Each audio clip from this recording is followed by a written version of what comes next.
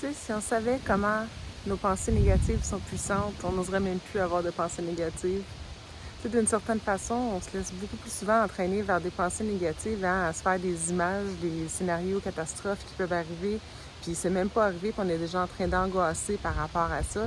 Alors que si on se racontait une autre histoire, parce qu'en fait, les scénarios catastrophes, c'est des histoires aussi, hein.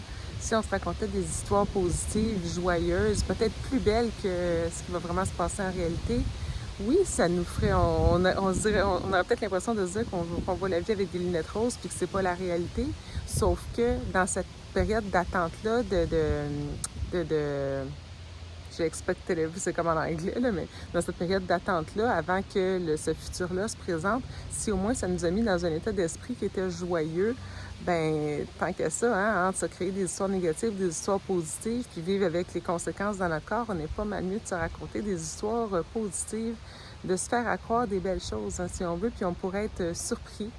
Puis dans le pire des cas, ça arrive pas aussi bien. Puis il y a effectivement quelque chose de négatif qui se produit. Bien au moins, on va le vivre quand ça va être le temps de le vivre, puis pas pendant des jours, des heures, des semaines, des mois avant.